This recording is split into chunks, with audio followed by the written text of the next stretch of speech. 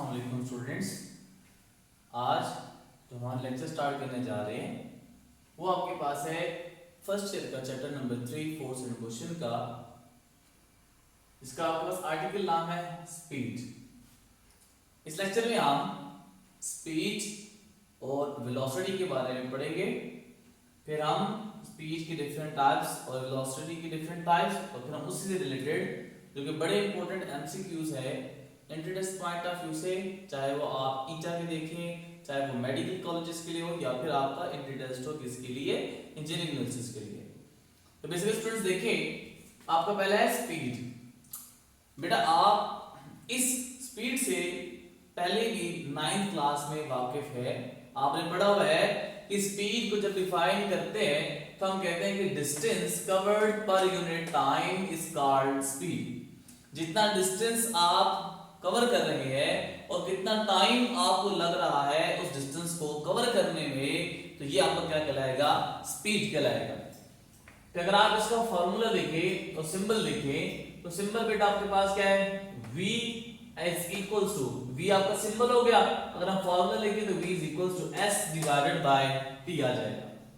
अब इसमें जो s आपके पास है ये किसको शो कर रहा है, डिस्टेंस को, और t आप इसको इंडिकेट कर रहा है, टाइम को इंडिकेट कर रहा है। Distance divided by time is called speed. और अगर आप इसकी नेचर की बात करें कि कौन सी क्वांटिटी होगी, तो ये आपके पास क्या है, स्केलर क्वांटिटी है, क्योंकि इसका सिर्फ मैग्नीट्यूड होता है, डायरेक्शन आपके पास इसकी नहीं होती। अगर फार्मूले से मैं इसकी यूनिट निकालना चाहूं तो क्या बनेगा, यूनिट आपके पास बनेगा डिस्टेंस की यूनिट मीटर, टाइम की यूनिट क्या होती है, सेकंड, तो metre per second is the unit of speed. एक बात बड़ी इंपॉर्टेंट बेटा, एग्जांपल इस तरह है कि अगर मोटरसाइकिल आप चला रहे हैं या गाड़ी में ट्रैवल कर रहे हैं, उसका जो स्पीड मीटर होता है, अगर आप उसके ऊपर देखें तो पहले 20, 40, 60, 80, 100, 120, 140 अप टू सो ऑन।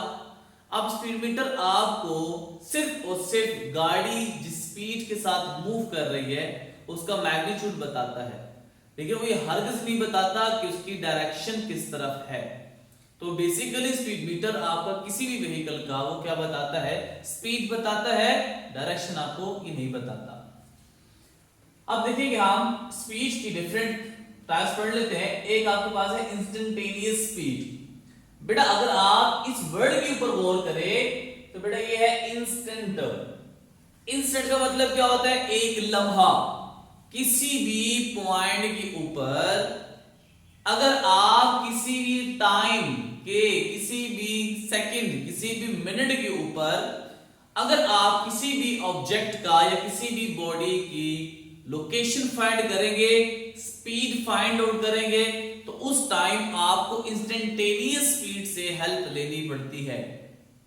तो हम डिफाइन कैसे करते हैं कि अगर आपने किसी भी ऑब्जर्व करना है किसी ऑब्जेक्ट को, पैरामीटर को, जो कि बहुत कम टाइम के लिए हो, यहां से लेके बॉडी यहां तक मूव की, टोटल आपके पास डिस्टेंस कवर कर लिया, लेकिन बीच में किसी पॉइंट के ऊपर अगर आप उसकी स्पीड फाइंड आउट करना चाहते हैं, उस टाइम आपको क्या यूज करना पड़ेगा, इंस्टेंटेनियस स्पीड आपको यूज करनी पड़ेगी। और उस टाइम में इतना शॉर्ट होता है कि such that its limit is approaching to zero. हम ये भी कह सकते हैं कि उसकी कोई लिमिट नहीं होती। दूसरा आपके पास क्या है, यूनिफॉर्म स्पीड है। जैसे कि ये नाम इंडिकेट कर रहा है आपको यूनिफॉर्म, क्लास 9 में भी इसका पढ़ चुके हैं आप। यूनिफॉर्म क्या है, अगर कोई भी बॉडी यहां से मूव करने के बाद यहां तक पहुंची और बीच में जितने भी अगर आप उसके टुकड़े कर दें, डिवाइड कर दें, तो हर पैच में जो उसने डिस्टेंस कवर किया है टाइम की करस्पॉन्डिंग वो इक्वल हो, तो हम कहेंगे ये आपके पास क्या है, यूनिफॉर्म स्पीड के साथ मूव किया जा रहा है। लेट्स से फॉर एग्जांपल अगर आपका 1 मीटर का डिस्टेंस 1 सेकंड में कवर किया बॉडी ने, नेक्स्ट 2 मीटर का डिस्टेंस ने 2 सेकंड में कवर किया, नेक्स्ट मूव करते हुए 3 मीटर का डिस्टेंस टोटल आपका 3 सेकंड हो गया, और नेक्स्ट 4 मीटर आपके पास 4 सेकंड हो गया। अगर हर पैच को मैं डिवाइड करूं और हर पैच के अकॉर्डिंग मैं उसकी स्पीड को कैलकुलेट करूं, तो अगर आप कैलकुलेट करें तो देखिए इसकी स्पीड क्या आएगी, 1 मीटर पर सेकंड। अगर यहां पे स्पीड कैलकुलेट करेंगे तो ये आएगा 2 डिवाइडेड बाय 2, और अगर आप इसको देखिए तो 2 से कैंसिल आ जाएगा 1 मीटर पर सेकंड। तो इसकी भी इस इंटरवल की स्पीड भी आपको कितनी आ गई 1 मीटर पर सेकंड। अब नेक्स्ट इंटरवल देखिए जरा 3 सेकंड में उसने 3 मीटर कवर किया है तो 3 divided by 3 which is equal to 1 metre per second. और लास्ट वाले में देखिए तो 4/4 which is equal to 1 metre per second. हर इंटरवल पे अगर आप देखें तो उसकी स्पीड क्या आ रही है यूनिफॉर्म आ रही है, मतलब उसकी स्पीड चेंज नहीं की, इंक्रीज जरूर की है लेकिन इंटरवल वाइज अगर आप देखें बाद उस टाइम में आपके पास क्या है वो कांस्टेंट स्पीड के साथ वो मूव किया जा रहा है। इसका मतलब क्या हुआ अगर डिफाइन करेंगे तो आपके पास आएगा equal distance in equal interval of time is called a uniform speed.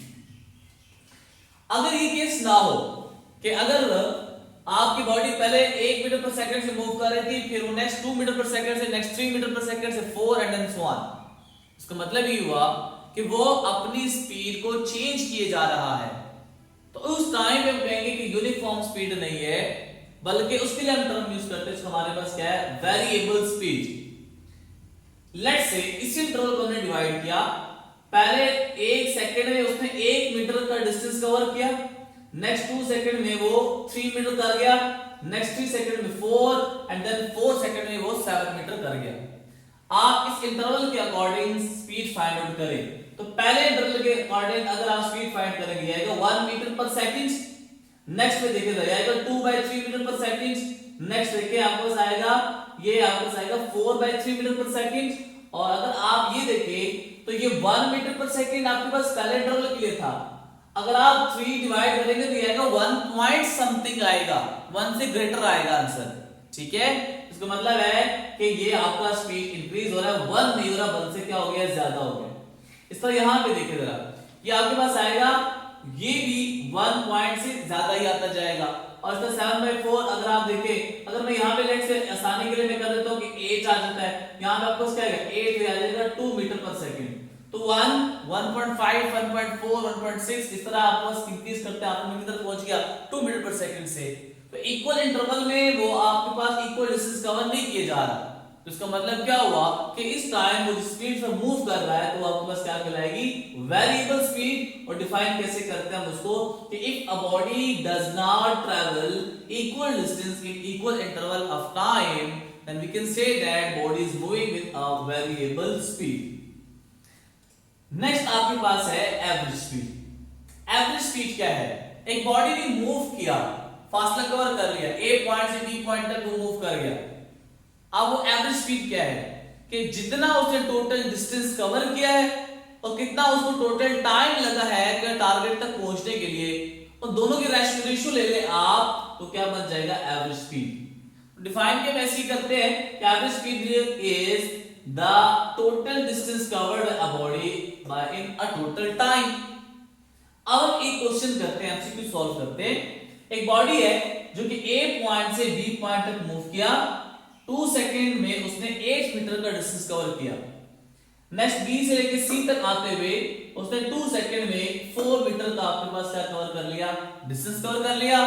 Next सी से डी में जाते हुए 2 सेकंड में उसने 8 मीटर का डिस्टेंस कवर कर लिया।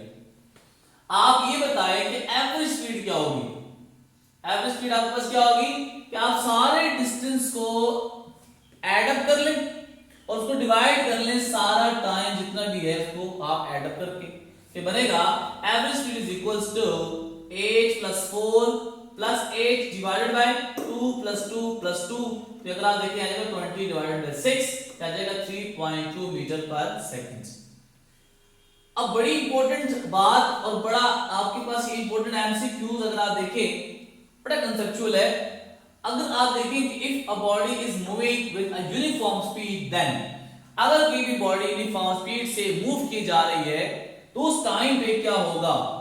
पहला ऑप्शन है instantaneous speed is equal to average speed, B option है instantaneous speed is less than average speed, और instantaneous speed is greater than average speed, और डी आपके पास है नन ऑफ दी।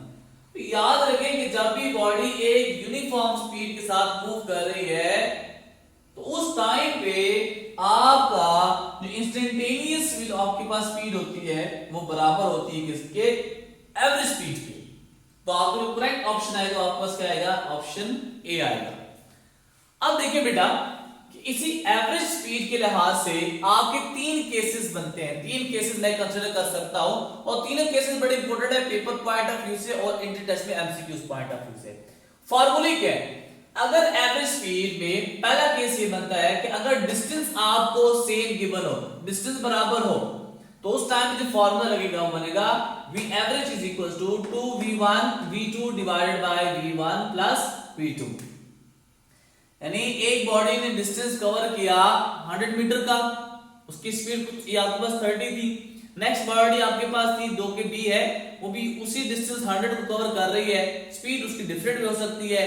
तो उस टाइम में जो आपने फॉर्मूला लगाना है वो है v average is equal to 2v1 v2 divided by v1 plus v2। या इसके अकॉर्डिंग यहां से वाकेंड से लाहौर जाते हुए, लाहौर से वाकेंड आते हुए डिस्टेंस तो सेम है, इसका मतलब है उस टाइम पे आप एवरेज स्पीड जब कैलकुलेट करेंगे तो आप इस फॉर्मूले से कैलकुलेट कर सकते हैं। नेक्स्ट देखिए कि अगर उनकी स्पीड आपस में बराबर हो, दो बॉडी है उनकी स्पीड बराबर हो, या फिर एक बॉडी ने कवर किया यहां से लाहौर जाते हुए 60 किलोमीटर पर आवर से, वापसी भी आते हुए 60 किलोमीटर पर आवर से मूव करके आया है, तो उसकी स्पीड क्या है? बराबर है। तो उस टाइम पे आपके एवरेज स्पीड बराबर होगी किसी भी आप एक वेलोसिटी के ले ले। अच्छा, नेक्स्ट केस बनता है कि अगर टाइम बराबर हो तो उस टाइम पे आपका एवरेज स्पीड किसके बराबर होगा? v average is equals to v1 plus v2 divided by 2। अब इसी से रिलेटेड हम क्वेश्चन करते हैं, एमसीक्यू सॉल्व कर लेते हैं। आपके देखिए एक बॉडी है जो कि a पॉइंट से b पॉइंट तक हमें मूव कराई और यहां a से b की तरफ जाते हुए उस टाइम उसकी स्पीड है वो है 30 किलोमीटर पर आवर, लेकिन B से आते हुए वापस उसकी स्पीड कितनी हो गई? 60 किलोमीटर पर आवर। तो आप ये बताएं कि एवरेज स्पीड आपके पास क्या है, वो आपने फाइंड करनी है। अगर बात और से सुने बेटा, ये 30 kilometre per hour speed different है as compare to this 60 kilometre per hour. ये A से B मूव करते हुए, B से A मूव करते हुए डिस्टेंस तो चेंज नहीं हो रहा, टारगेट आपको वही है, पॉइंट्स लोकेशन वही है, चेंज नहीं हो रही। इसका मतलब है कि डिस्टेंस क्या हो गया उनके लिए? बराबर हो गया। अब आपने पढ़ा है कि उसके लिए हम फार्मूला ये वाला यूज कर सकते हैं, तो ये बनेगा v average is equals to 2v1 v2 divided by v1 plus v2। अगर आप इसमें फार्मूले में पुट करें वैल्यूज, मैं इसको नाम दे देता हूं, लेट्स से बेटा आपके पास क्या है v1 और इसको मैं नाम दे देता हूं बेटा ये आपके पास क्या है v2। तो ये बनेगा 2 into v1 की जगह बन जाएगा 30 और v2 की जगह बन जाएगा 60 और नीचे डिनोमिनेटर में v1 की जगह 30 प्लस 60। जब आपको सिंपलीफाई करेंगे तो आंसर आपके पास आएगा 40 kilometre per our. 40 kilometre per our is the average speed of that body which is moving from point A to the B and then B to the A। अब ये speed की बातें थी। अगर आपके पास वेलोसिटी की बात देखें, वेलोसिटी क्या होती है? देखिए जिस तरह हमने डिस्टेंस और डिस्प्लेसमेंट पढ़ा था, यहां पे स्पीड हम बात कर रहे थे कि डिस्टेंस कवर होगा टाइम में, इसी तरह आप अगर डिस्प्लेसमेंट कवर हो तो उस टाइम पे आपको जो फिजिकल क्वांटिटी आती है वो आपके पास क्या है? वेलोसिटी। यानी वेलोसिटी जब डिफाइन करते हम कहते हैं कि rate of change of displacement is known as velocity, that is velocity is equals to displacement divided by time. और अगर हम इसका सिंबल देखिए बनेगा v वेक्टर। तो याद रखिए कि जिस तरह यहाँ पे देखिए कोई भी वेक्टर आपने नहीं देखा था v के ऊपर, इसका स्केलर क्वांटिटी थी, इसका मतलब है कि इसको मैं लिखूंगा कि v vector is equal to displacement divided by time. क्योंकि डिस्प्लेसमेंट वेक्टर क्वांटिटी है तो आपकी स्पीड और वेलोसिटी भी क्या बन जाएगी? एक वेक्टर क्वांटिटी बन जाएगी। अगर आप यूनिट निकालना चाहें तो डिस्टेंस की यूनिट आपके पास क्या है? मीटर, और टाइम की यूनिट आपके पास क्या है? सेकंड। तो अगर आप इसको लिख सकते हैं मीटर पर सेकंड भी और ms-1 भी।